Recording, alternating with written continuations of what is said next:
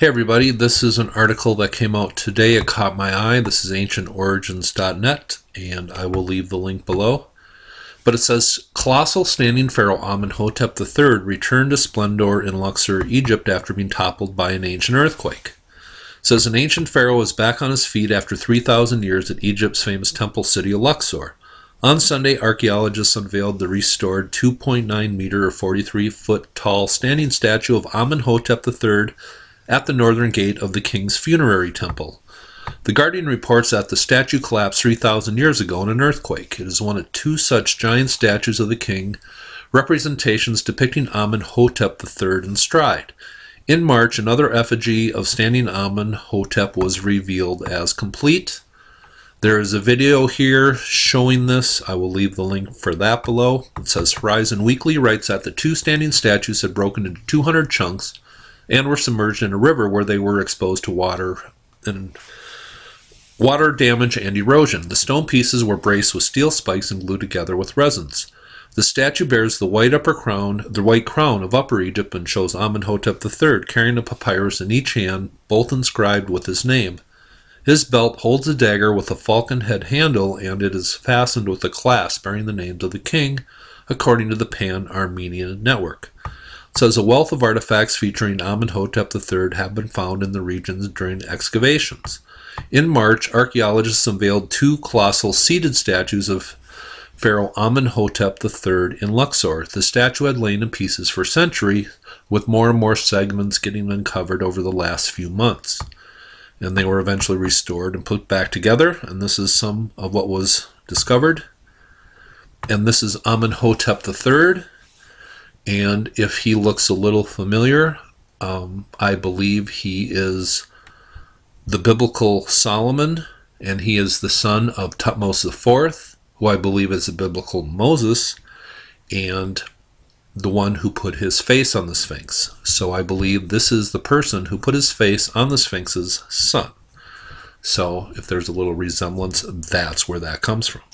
But the stories of Amenhotep III and Solomon, their lives are identical. I believe the writers of the Old Testament, who were actually originally Egyptians, the Hyksos people, who were driven out of Egypt in a war with the Pharaoh and the people of Egypt, they were the ones who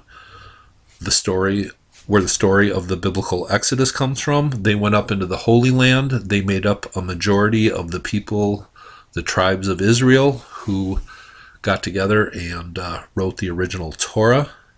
And I always thought the Bible came from stories taken out of Egyptian text, but actually they do, but it was written by people who were originally Egyptians themselves. That's where the Old Testament comes from. It was written by people who were originally Egyptian. And they took the story of Amenhotep III and Thutmose IV and Akhenaten and these stories out of this grandest time of all of Egypt, the 18th dynasty, when they were driven out of Egypt, and they just took these stories from their homeland and wove them into a narrative called the Old Testament of the Bible. And Solomon, he is this Hyksos shepherd, and he becomes king, and he has all the wealth in the world. Pretty strange for a shepherd, but it's the exact story of Amenhotep III, who was said to have more gold than all the rulers of all the land. The story of Solomon is identical with the story of Amenhotep III. Solomon's mines, the famous Solomon's mines, are actually mines from Amenhotep III. That has been proven. And the most famous temple of Amenhotep III, the Temple of Man at Luxor. These two pillars, no coincidence that two pillars are supposed to mark the entrance of the Temple of Solomon. There is no historical or archaeological record of a Temple of Solomon being erected in Jerusalem.